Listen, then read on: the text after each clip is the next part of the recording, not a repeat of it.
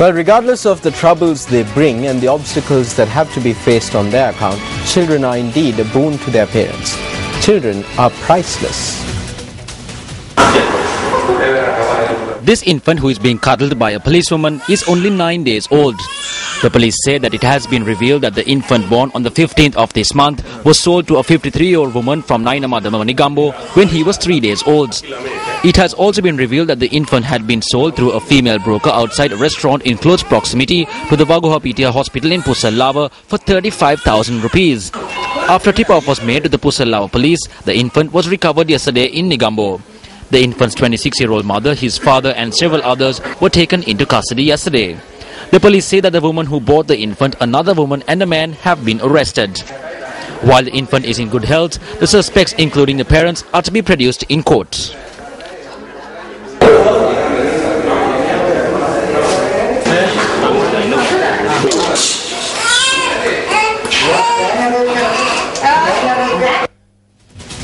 Meanwhile, in other local news, 6 people were killed in separate motor accidents in various parts of the island yesterday and today. Now, the most tragic accident was reported from Udawalawa, where 3 people were killed after a 3-wheeler collided with a tipper. The accident had occurred at around 5 this morning. A 3-wheeler travelling from Ratnapura collided with a tipper travelling from Ambalipitiya. All 3 aboard the 3-wheeler were killed in the accident. The 3 victims were 39-year-old DRAN Ajit Kumara, 42-year-old K.A. Tilakaratna and 45-year-old H.D. Sunil Gunawardana, who were from the Ellawala area in Ahaliyagoda. The driver of the tipper has been arrested in connection to the incident.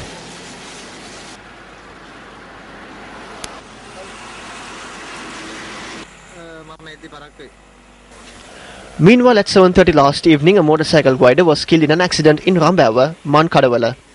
The police said that the accident occurred when the motorcycle clashed onto the rear end of a tractor.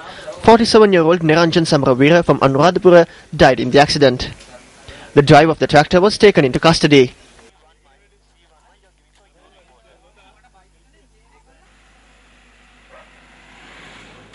An accident in the Udukumra area in Varakapala on the Colombo Kandy Road claimed the life of an 8-year-old girl. Sanjeevani Kumari, a student from Tulhiriya Mahavidyalaya, died after being knocked down by a motorcyclist at 7 last evening. She met with the tragedy while returning home with her mother and grandmother. The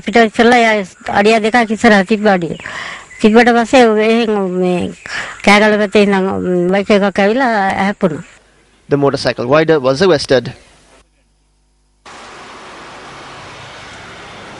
The police launched an investigation to apprehend the driver of a 3-wheeler involved in a hit-and-run incident at around 8 last night. The 3-wheeler had knocked down a motorcyclist in the Wekada area in Panadura. 49-year-old Bopyarachige Don Sirimevan Dharmavangsha, a father of 2 from Udahamulla, Panadura, died in the accident. He met with the accident after dropping off his daughter at a private tuition class. Now, News First U reporter Ganeshan Krishantan filed this report on yet another accident that took place last morning in Patana.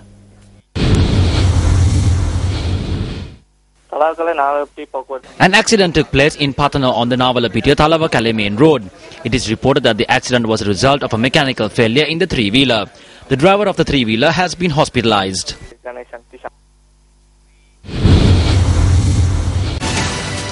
Welcome back to the news. Now, News First met with a group of farmers in Nikobaratia who have been cultivating paddy for generations only to have their harvest destroyed within hours.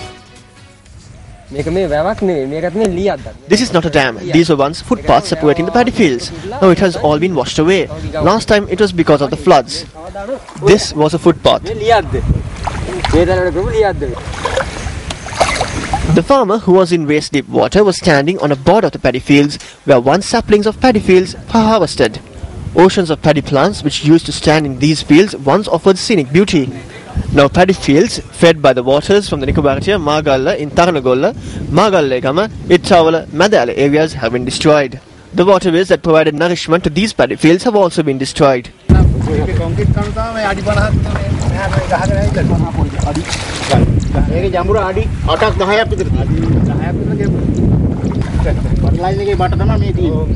Even though the Farmers Association has assisted in providing relief to these farmers who watched their paddy fields being washed away, the relief provided have proved to be inadequate.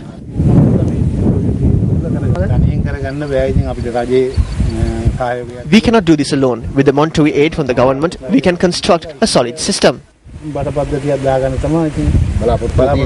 The small pools of water which have been formed in various parts of the fields are due to the absence of these footpaths that once divided these paddy fields.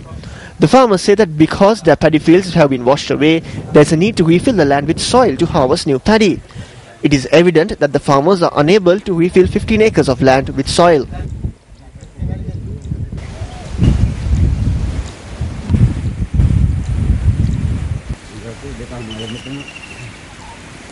The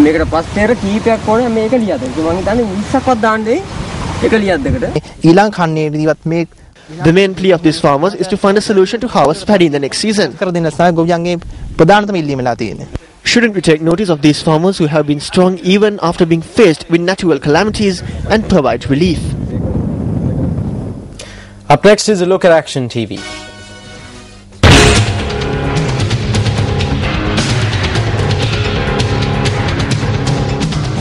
The North Central Province Ministry of Education has laid the foundation for the term examinations held in schools at the end of each term to examine education and the process of learning to be considered unimportant. This was done through the usage of funds and presses allocated for the printing of the 2008 second term examination papers for the printing of election propaganda posters. At that time, education in the province followed a positive vision statement. Following several political changes in the province, the vision statement, "There is no future without education," changed to one which, in meaning at least, still gives a positive impression. This vision statement, Priority to Education, was first unveiled in a 2013 calendar published in the province. The Provincial Ministry of Education failed to adhere to the principles of transparency and spent a sum of about 300 million rupees on the printing of these calendars when there had been no financial provision for the same. In spite of the fact that the Secretary to the Ministry of Education has issued a circular to all schools in the island pertaining to the preparation of timetables, the Priority to Learning calendars failed to attach any importance to this circular. When formulating academics at each school, although room should be allowed for extracurricular activities, as a result of the Priority to Education calendar, most schools in the North Central Province were unable to hold annual inter-house sports meets this term. The views expressed by students in Polonnaruwa and Anuradhapura who sat for first term examinations today highlight the position given to the first term examinations by this calendar.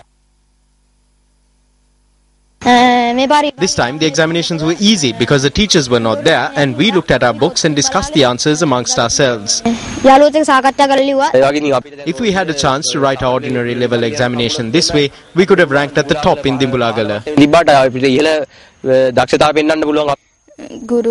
Because the teachers were not there, we wrote the exam paper while discussing it with friends. Over the past 2 days, teachers have protested against the holding of term examinations organised in violation of the Priority to Education calendar on public holidays, which also violates the circular issued by the Secretary to the Ministry of Education. The failure to pay any heed to these protests is reminiscent of instances in the past as well, where decisions pertaining to education have been taken without any consensus being reached in the North Central Province.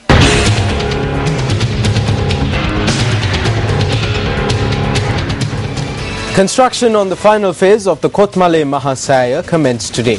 It is expected that construction will be completed by the end of this year. Construction on the final phase commenced at the auspicious time this morning in the presence of a group including the Minister of State Management Reforms, Navin Dissanayake. The foundation stone for the Mahasaya was laid on the 19th of March 1983 by the then Mahawali Minister Gamini Dissanayake in view of the temples that were lost to the Kotmale Reservoir constructed under the Mahawali Rapid Development Scheme. The Kotmale Mahasaya constructed above the reservoir has a circumference of 628 feet. It is estimated that the construction of the final phase will cost 140 million rupees. Deputy Minister of Finance Dr. Sara Thamnugama says that several issues have arisen through the provision of loans from state banks to state institutions which are incurring losses. The minister made this comment at an event held in Kandy yesterday.